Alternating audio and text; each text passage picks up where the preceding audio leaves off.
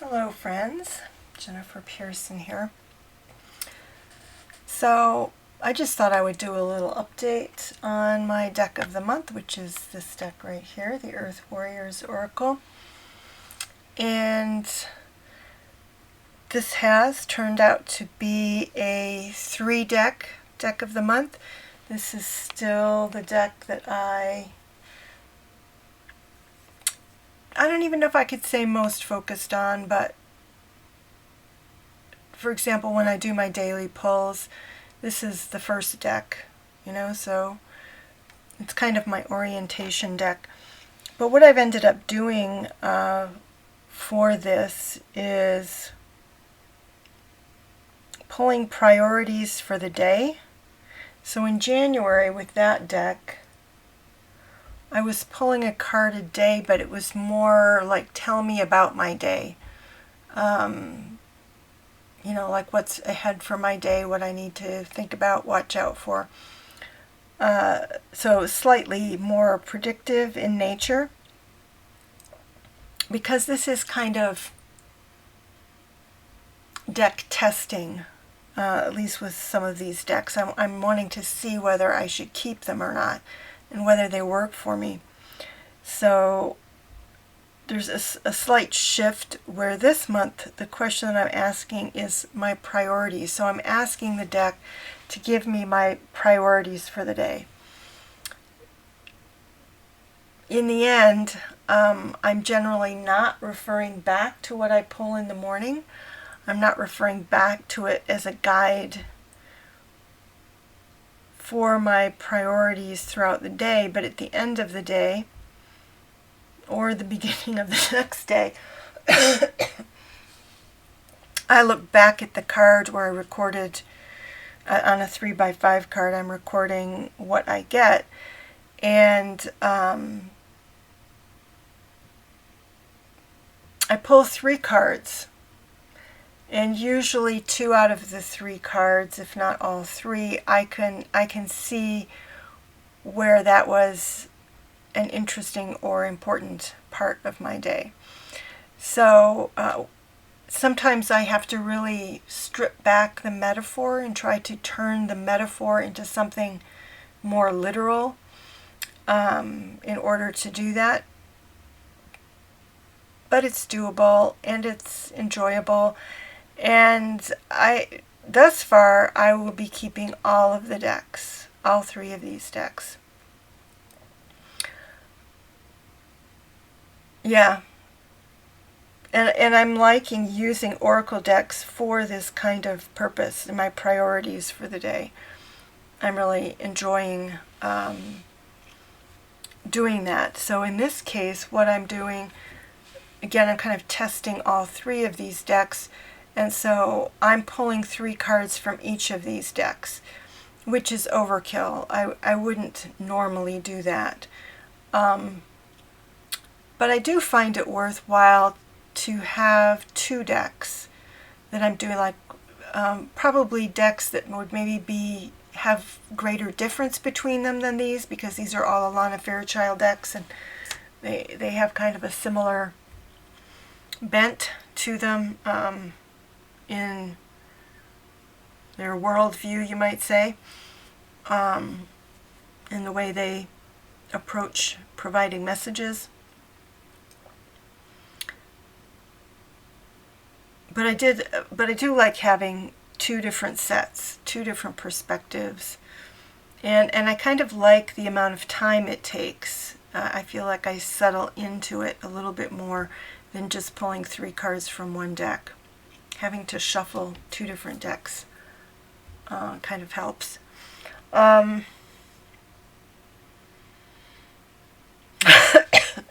So differences. I think this deck is the one I would be least likely to go back and rethink. So I had gone through and taken out of the guidebook and reduced the guidebook to a page and a half, and kind of a line for each card. this is the deck I would be least likely to go back through and rethink these meanings. Not that I couldn't, and that I won't on occasion return to the guidebook for meanings, but that quick reference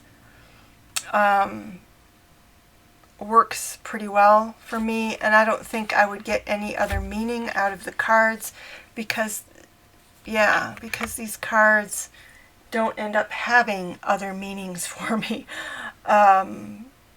Looking at them, I don't see other things, so I would just have to go with that. A lot of the cards are quite similar in the sense that they have a figure. I think this is, well, no it isn't. You know, they have a figure with a lot of other life on it. And that's a pretty common image, so that it can be a little hard to distinguish. This deck, the Kuan Oracle, I'm okay with the quick references I've come up with, but there's something about the images in this deck. Even this one on the cover, you see how her neck is, well, her neck is really long for one thing, and her head is turned, so she's really exposing her throat. There's something about these images that to me are about vulnerability, and I don't feel like that comes out in the meanings particularly. It's not that I have any problem with the meanings, the quick reference meanings that I've gotten from this deck, but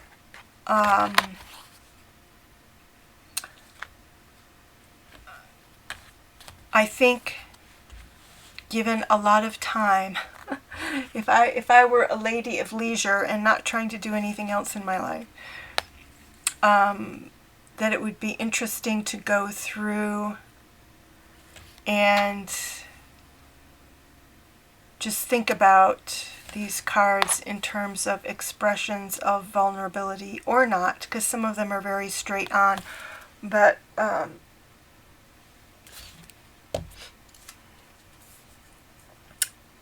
I'm not finding, as I thought might be the case, that, for example, you get kind of all the same meanings in these two decks, so that I wouldn't need one or the other. Is there some similarities? Yes. But they tend to actually stand out when I get multiple messages. Like today, for example, I got, I think, a card from every deck.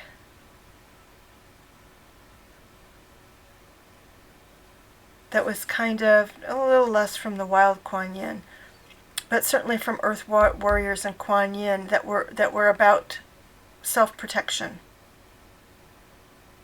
or even protecting others. So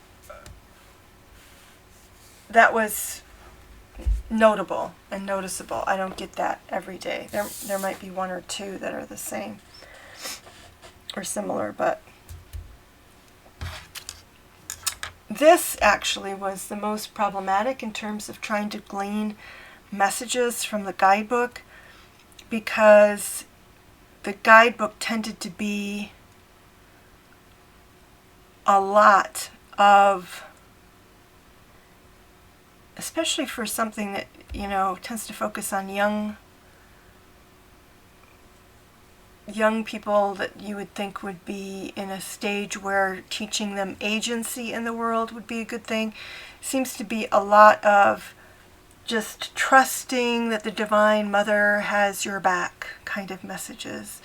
Trusting in the Divine. I know it doesn't look good now, but just trust in the Divine. You know, the Divine is bringing you this and that, and it's like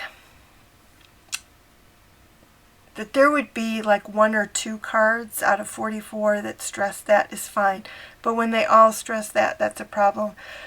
for me. You know, other people may need that. So I'm not saying that this deck shouldn't be that. It's more a matter of how it doesn't work very well for me. And I feel like these cards, although again there's a lot of similarity in the images with all these floaty girls,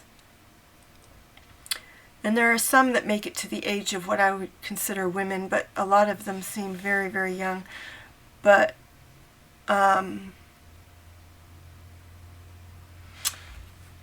yeah, that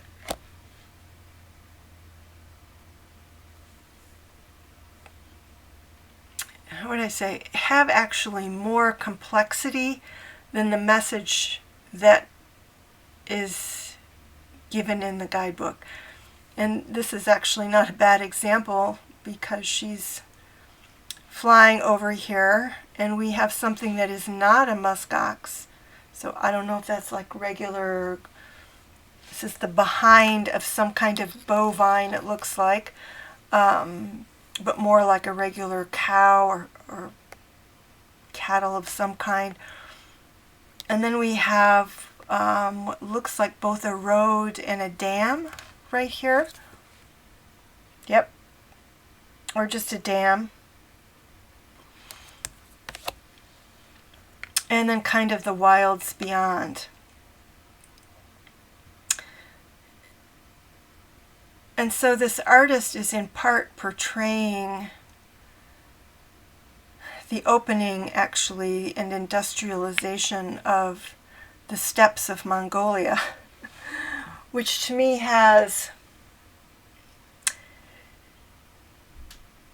and you know, forget about the political implications. You know, when you have, like in some of these cards, figures transposed, and the term is wild Kuan Yin, and you have them transposed against technology, whether it's that dam, which is blocking things up, or some of them have either the muskox or a girl or a figure standing either on or across or in front of a railroad, which is what they're trying to build, a rail line into Mongolia that I can't find any now, of course. But to me that is juxtaposing civilization with the wild. Well, and here it is. I don't know if you'll be able to see it on this camera, but these two kind of tangling, charging muskox are doing so over this rail line. So the meaning that she has here is her hand gentles the war, which makes sense for this image. But there's a lot of them where that whole thing doesn't seem to be taken into account.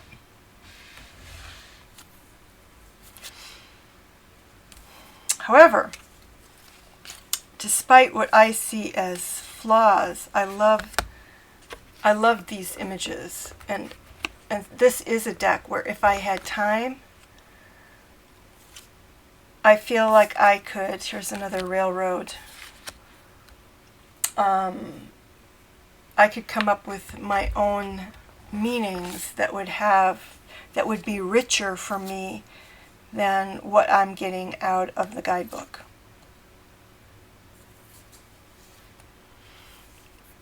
So, and I really like how this deck also has a variety of ages in it, which is another reason I would keep it. So of these three, this is the deck that I'm most fond of in terms of the imagery, and that I would not get rid of. I would be loath to let this deck go. But it is actually the most problematic in terms of what I think of as a monotonous guidebook that just is kind of saying the same thing over and over again. I still managed to get my little separate meanings out of them. And in my daily draws, they're still working out okay in that regard.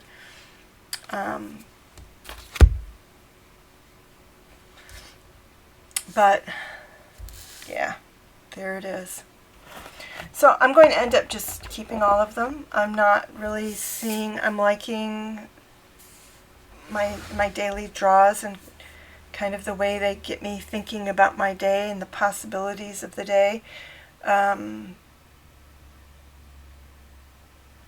So yeah, I'm hanging on to all of them at the end of the day. I'm hanging on to all 3 of these. So 3 done in 1 month, and yeah, this will be kind of my concluding look at these decks, and I'll continue to use them at least for another week, which I guess really is almost the end of the month anyway, before moving on to my next deck. My next deck of the month, which will be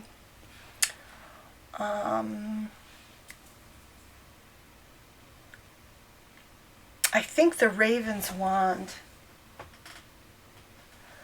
I'm wanting to see if the Raven's Wand Oracle, so let me just, while I'm here, let me flash it at you.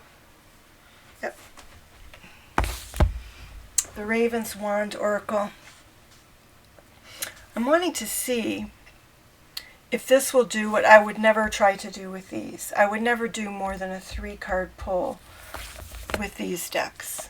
I would never do more than 3 cards. I like 3 cards. I would never do more than 3 cards or try to do like a 9-card spread or something with them. I'm wondering if I could do that with this deck. If this deck could become intuitive, for one thing, so that, and these decks again, this one, well, I don't know if these 2 could potentially become intuitive decks, particularly this one, but I don't think this one ever could be.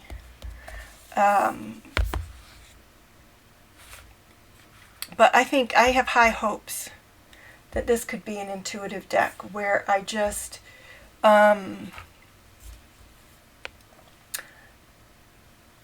lay out however many cards, again, like a 9-card spread, and feel like I could get a decent message or read out of it without having to refer to a guidebook, just by looking at the images and going by what I know about the deck and the cards. Yeah, so this will be my March deck, the Raven's Wand Oracle. Alright everybody, thanks for coming along for the journey, and I will see you again soon. Bye-bye.